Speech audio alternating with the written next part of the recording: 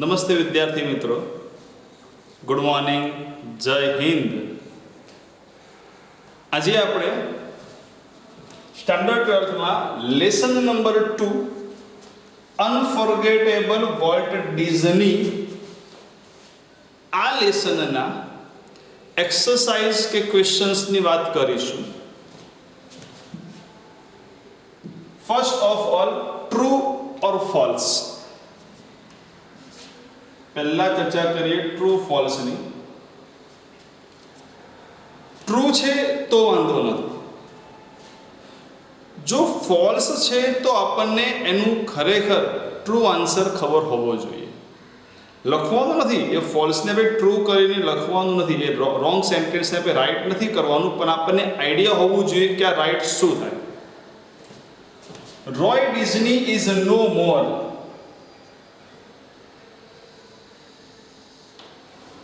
પાઠના પહેલા જ વાક્યમાં છે my brother Walt is no more, અને વાત છે વોલ્ટ ડિઝનીની, રોયની નહીં.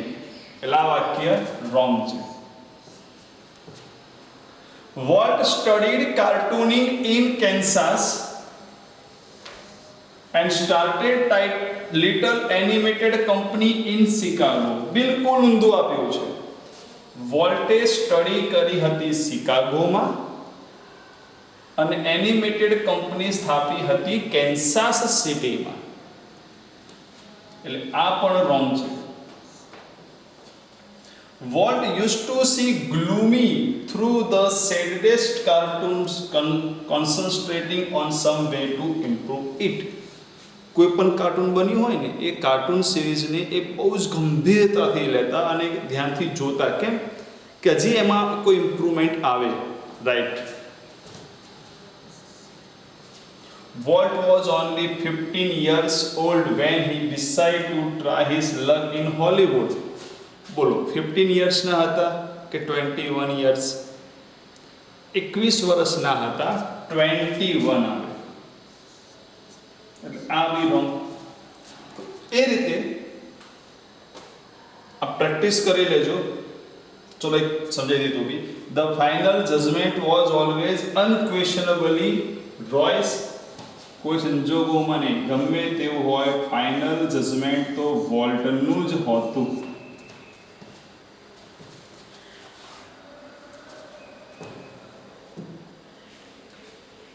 Fill the blanks. આમાં પણ આપણે પહેલાની ચર્ચા કરીએ. Second, for practice. For my imaginative. જો વોલ્ટ માટે એડજેક્ટિવ હતો ઇમેજિનેટિવ અને ઇન્ડસ્ટ્રીયસ. બ્રધર લેફ્ટ મૂકીને ગયા enough projects in progress to keep the rest of us busy for many years. Walt was a complex man. આ બહુ સરસ વાક્ય છે, કારણ કે અલગ અલગ વ્યક્તિઓ પ્રમાણે એમની વ્યાખ્યા અલગ અલગ હતી. Walt was a complex man to the writers, producers, animators who worked with him. He was a genius who had an extra stroke of imagination to any story or idea. કોઈ પણ આઈડિયા કે સ્ટોરીમાં પોતાની જે વિચાર શક્તિ છે એને add કરવાની એમનામાં ખૂબ સારી આવડત હતી. આ ધીસ ઇઝ ફોર પ્રેક્ટિસ. એ જ રીતે હવે ક્વેશ્ચન અને આન્સર્સ.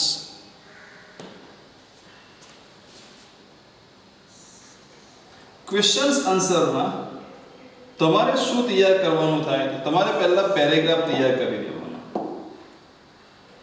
ક્વેશ્ચન આન્સરમાં તમારે પેરેગ્રાફ વાંચી લો. પેરેગ્રાફ વાંચ્યા પછી તમને ક્વેશ્ચન વાંચશો એટલે તમને જવાબ ક્યાંક ને ક્યાંક મળી જશે. જેમ કે whose influence is still lingers over the studio. Lingers એટલે ફેલાયેલું હોવું.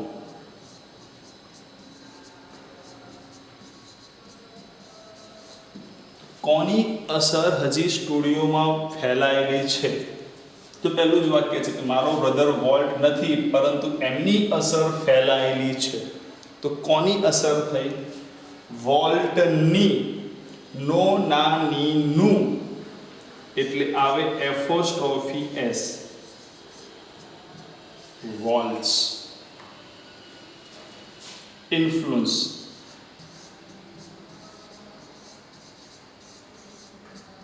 is still lingers over the studio.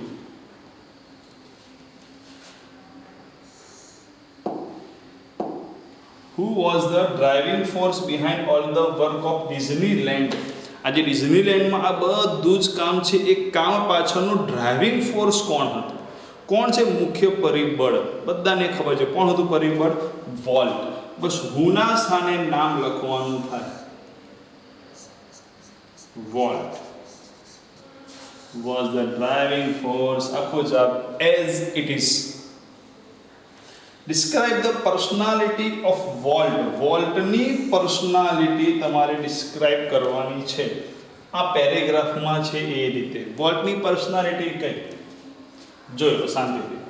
વોલ્ટની પર્સનાલિટી કઈ આ પેરેગ્રાફમાં છે.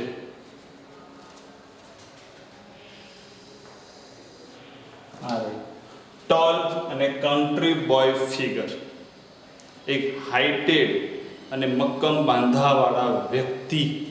તો લખી શકાય volt was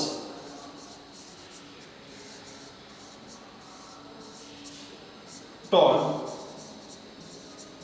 and country boy figure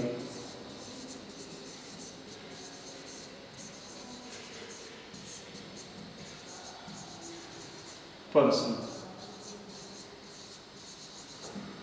આ પ્રકારના તે વ્યક્તિ હતા.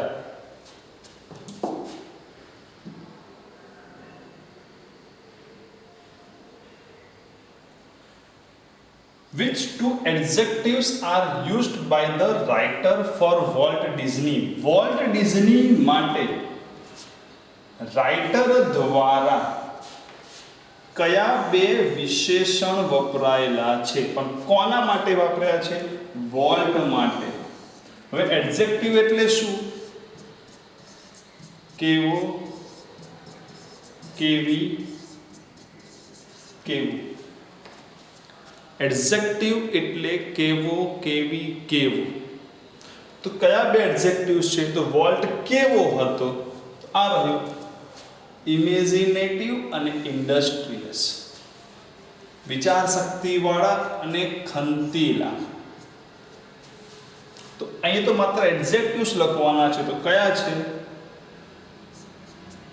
ઇમેજિનેટિવ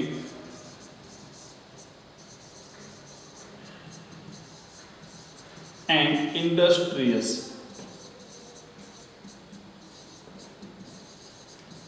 આટલું લખી દેશો તો પણ તમારો આન્સર કમ્પ્લીટ. અને જેને પૂરો હજી કરવો છે, હજી આગળ વધવું છે, તો are used four Walt Disney.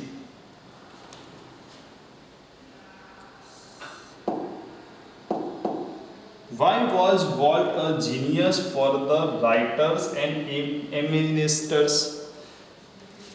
Writers માટે અને એનિમેટર્સ માટે વોલ્ટ એ જીનિયસ કેમ કહેવાયા? કેમ કહેવાતા વોલ્ટ જીનિયસ હતા? કારણ કે એમનામાં જોવા રહ્યું એક એક્સ્ટ્રા ઓર્ડિનરી એબિલિટી હતી. કઈ એક્સ્ટ્રા ઓર્ડિનરી એબિલિટી હતી? Add an extra stroke of imagination to any story or idea. કોઈ પણ આઈડિયા કે સ્ટોરીમાં એ એડ કરી દેતા. તો અહીંયા વાય એટલે કેમ? જવાબ આવશે બીકોઝ થી.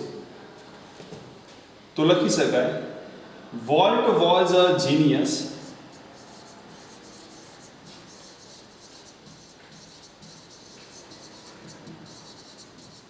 for the writers and animators because કારણ કે તેમની પાસે હતી he had હવે આ જવાબ આવી ગયો and extra ability to add. આ જવાબ આખો લખવાનો થાય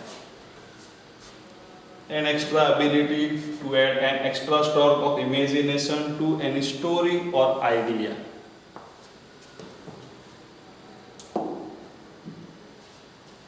For questions,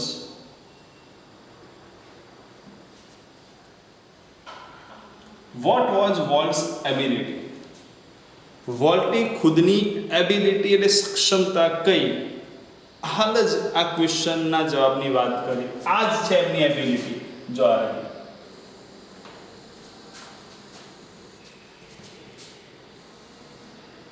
તો જવાબ કેના લખાય? વોલ્ટ's ability was.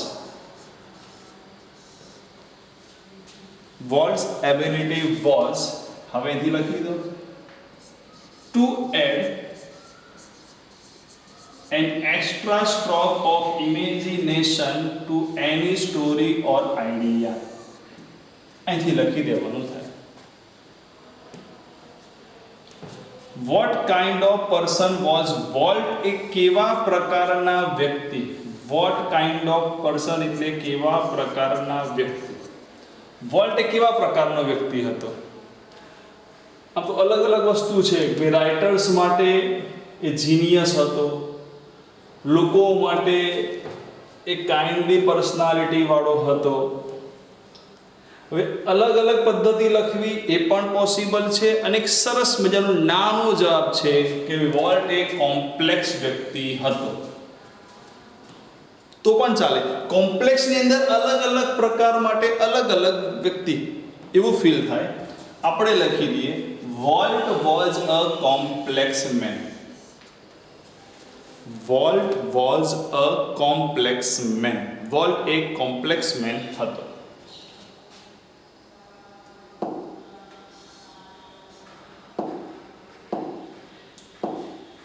Volt was a genius. Walt a genius. How? કેવી રીતે? વોલ્ટ એ જીનિયસ હતા. ઓકે, 100%ની વાત છે. પણ કેવી રીતે આપણે કહી શકીએ કે વોલ્ટ એ જીનિયસ હતા? આ રહ્યું જીનિયસ શબ્દ શોધવા. બેઠો જ જવાબ છે. જનરલી ક્વેશ્ચન આન્સરમાં આવા સીધા સીધા તમને જવાબ મળી પણ જાય. જવાબ સીધું લખવાનું છે કે હી ની જગ્યાએ લખવાનું છે Walt. Walt was a genius who had. બસ આ જવાબ પાછો લખી દેવાનો થાય કે એમની પાસે આ પ્રકારની એક વિશેષ શક્તિ હતી. કઈ શક્તિ? પોતાના વિચારોને કોઈ પણ સ્ટોરીમાં એડ કરી દેવાની. How was Walt for other men? બીજા લોકો માટે. અધર મેન એટલે એમાં રાઇટર્સની કે પ્રોડ્યુસર્સની કે એનિમેટર્સની વાત થઈ નથી. અધર્સ મેન એટલે અહીં વાત થાય છે સામાન્ય વ્યક્તિઓની કે એમના માટે વોલ્ટ કેવા હતા. તો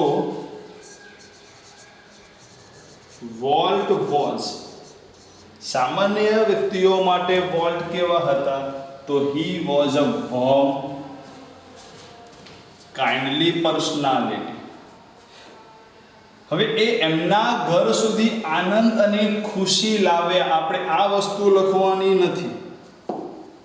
આપણે એ નથી લખવાનું કે એ લોકોના ઘરે સુધી ખુશી અને આનંદ લાવે. આપણે તેમ જ લખવાનું છે કે વોલ્ટ એ લોકો માટે કેવા હતા? તો વોલ્ટ એ લોકો માટે વોર્મ અને કાઇન્ડલી પર્સનાલિટી હતા. તો શોર્ટમાં લખી શકીએ વોલ્ટ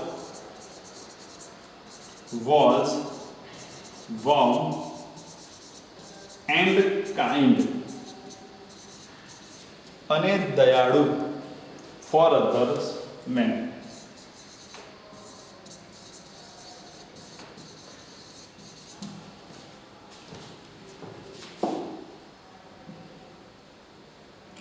To the bankers.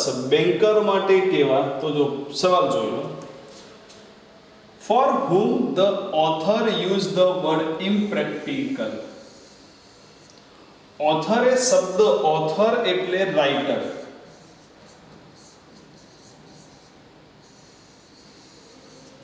રાઇટરે શબ્દ તો વાપર્યો છે. કયો શબ્દ છે? ઇમ્પ્રેક્ટિકલ. પણ ઇમ્પ્રેક્ટિકલ શબ્દ કોના માટે, શેના માટે વાપર્યો છે? તો જો ઇમ્પ્રેક્ટિકલ, પણ શું ઇમ્પ્રેક્ટિકલ? ડ્રીમ્સ, સ્વપ્નો. કોના માટે? સપના માટે. અને સપના એટલે ડ્રીમ્સ. આજે જે હું લેક્ચર બનાવી રહ્યો છું ને, તો આજે ડૉક્ટર અબ્દુલ કલામની પુણ્યતિથિ છે આજના દિવસમાં. અને અબ્દુલ કલામે એક સરસ વાક્ય કીધેલું છે કે સપના એ નથી કે જે તમને ઊંઘમાં આવે છે, પણ સપના એ છે કે જે તમને સૂવા દેતા નથી. એ જ વસ્તુ અહીંયા હતી. ઇમ્પ્રેક્ટિકલ ડ્રીમ્સ હતા. કોના? વોલ્ટના. એ અદ્ભુત દ્રશ્યો. તો impractical is used, impractical is used four, કોના માટે? ડ્રીમ્સ, સપના માટે. What does the author feel about the financer? આજે રાઇટર છે, ઓથર એટલે રાઇટર, લેખક આવી ગયો. ફાઇનાન્સર એટલે શું? જે લોકો પૈસા આપે, ફાઇનાન્સ કરે. આ રાઇટર એટલે રોય ડિઝનીની વાત છે. એ ફાઇનાન્સર માટે શું ફીલ કરતા? તો ફીલ એવું કરતા, જો આ right, to the bankers financiers I am sure he seemed like a wild man hell bent for bankruptcy.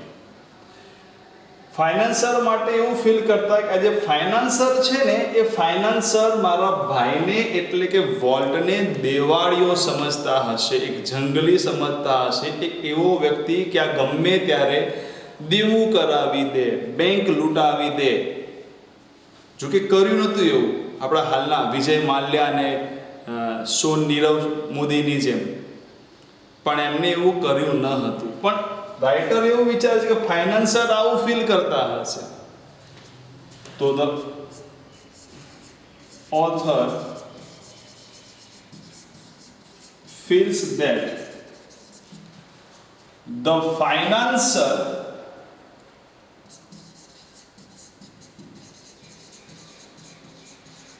seemed, ફાઇનાન્સરને લાગતા હશે, વોલ્ટ અ વાઇલ્ડ મેન, એક જંગલી વ્યક્તિ, help bank for bankruptcy.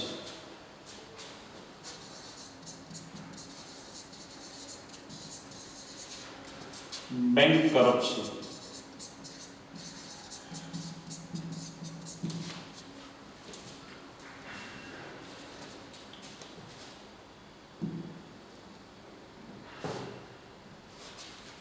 What was Walt's dream? વોલ્ટનું dream શું હતું? દરેકે દરેક વ્યક્તિના સપના હોય છે. અમુકને પાયલોટ બનવાના સપના હોય છે, અમુકને ડોક્ટર્સ બનવાના સપના હોય છે. વોલ્ટનું ડ્રીમ શું હતું? જો મળી જશે અહીંયા હિન્ટ મળે છે. Walt had quietly nursed a dream. એ પોતાના ડ્રીમને સેવે છે. પણ કયું ડ્રીમ હતું?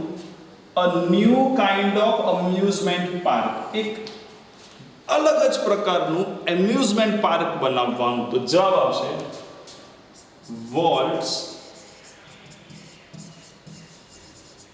dream was to make, બનાવવું,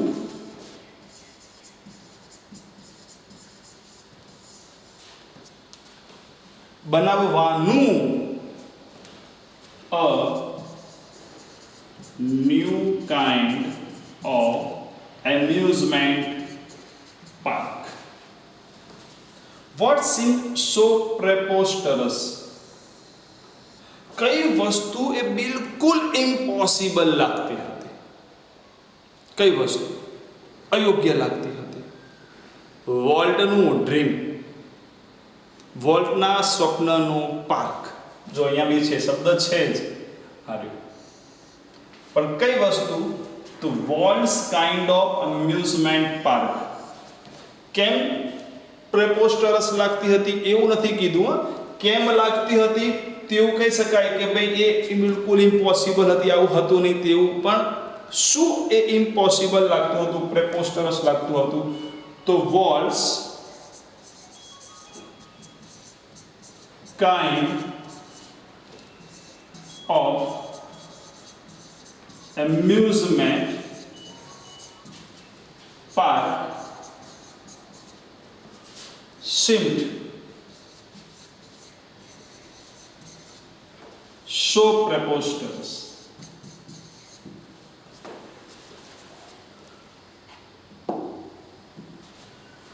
I visited him in the hospital the night before he died, although desperately ill.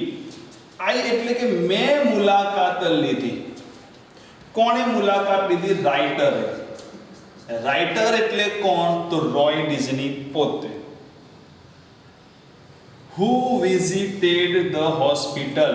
તો આપણે લખી શકીએ ધ રાઇટર. સાહેબ આ જવાબ પોસિબલ છે, પોસિબલ છે, છતાં બીજો પરફેક્ટ આન્સર રાઇટર કોણ હતા? Walls brother.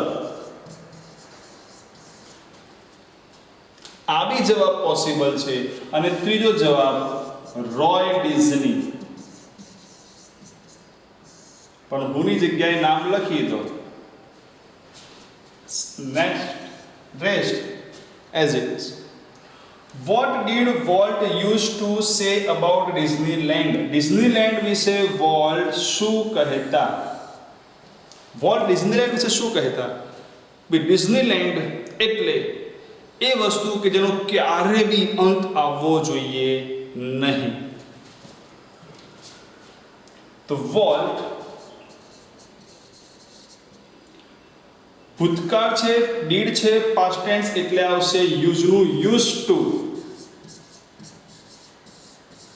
સે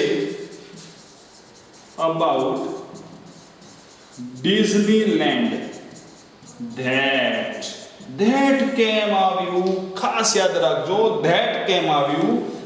એ કહેતા કે ડિઝનીલેન્ડ વિશે વોલ્ટ કહેતા કે આવે એટલે that આવે. શું કહેતા? are that Disneyland would never be finished. Disneyland ક્યારે પણ અંત આવશે નહીં. અંત આવશે નહીં એનો મતલબ શું? એ ફિક્સ નથી જાય, કારણ કે હજી પણ એ લોકો દર વર્ષે ક્યાંક ને ક્યાંક સારી સારી રાઇડ્સ, ફંક્શન્સ ચેન્જ કરતા હોય છે. કંઈક ને કંઈક એવું જ ચેન્જીસ કરતા હોય છે કે એકવાર આવેલો વ્યક્તિ પણ બીજી વાર આવે તો બોર ન થાય. એનો ક્યારે બી અંત નહીં આવે. નવા નવા ચેન્જીસ સાથે ડિઝનીલેન્ડ હંમેશા આગળ વધે છે. That Disneyland would never be finished. What was Walt's imagination about the Disneyland? વોલ્ટની ધારણા, વોલ્ટે શું વિચારેલું ડિઝનીલેન્ડ વિશે? વોલ્ટે ડિઝનીલેન્ડ વિશે શું વિચારેલું? તો વોલ્ટે એવું વિચારેલું, જોઈ લો વોલ્ટે શું વિચાર્યું ડિઝનીલેન્ડ વિશે.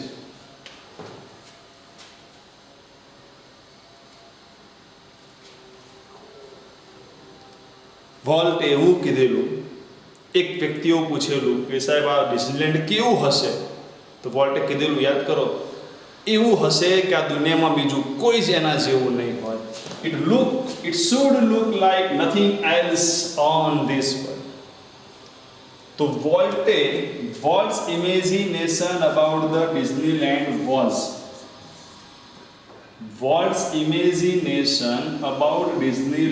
was ડિઝનીલેન્ડ માટે વોલ્ટનું ઇમેજિનેશન હતું કે, જો કે આવ્યું, કે આવે એટલે તમારે that લખી દેવાનું થાય કે it should look like nothing else on this earth. આ દુનિયામાં બીજું કંઈ જ નહીં હોય, બીજું એના જેવું ના હોય એવું ડિઝની વર્લ્ડ હશે. જો તારક મહેતાની અંદર સ્પેશિયલ 2 કે 3 એપિસોડ આપેલા છે ડિઝનીલેન્ડના, એમાં ડિઝનીલેન્ડને બહુ જ ડીપમાં બતાવેલું છે. When did Disneyland open? ક્યારે ઓપન થશે? સોરી, ડીડ ભૂતકાળ છે, થયું. ભૂતકાળ છે એટલે ઓપનનું થશે opened. Disneyland opened in July 1955.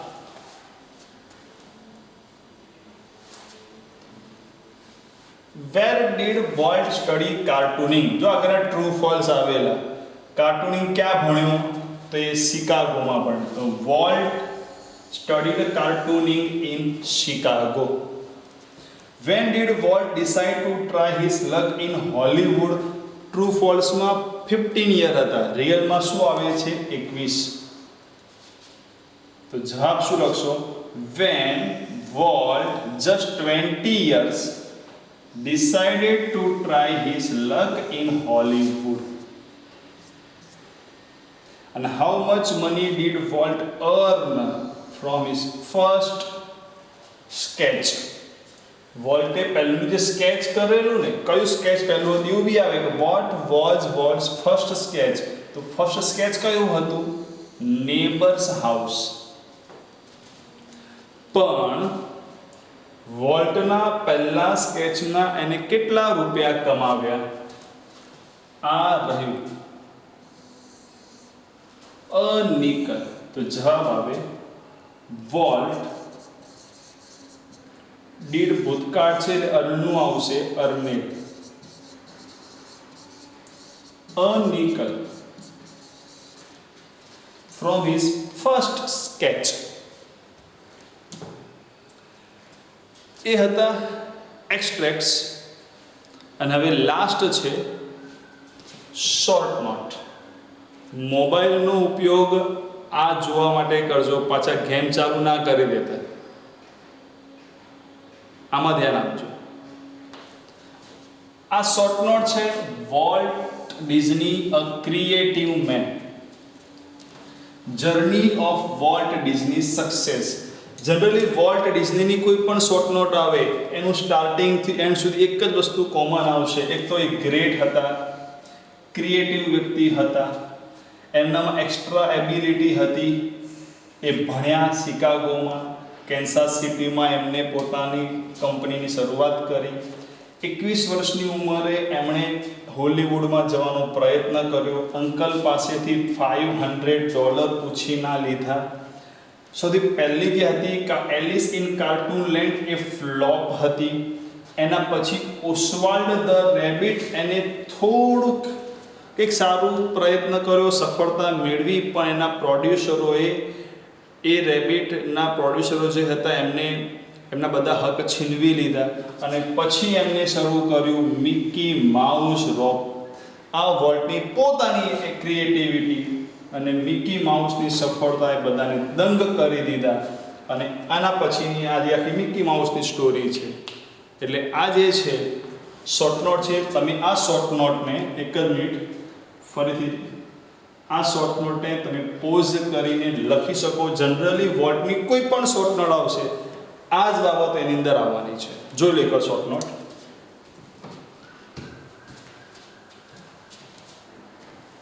તો આ છે તમારા લેસન નંબર 2ના ક્વેશ્ચન્સનું સોલ્યુશન.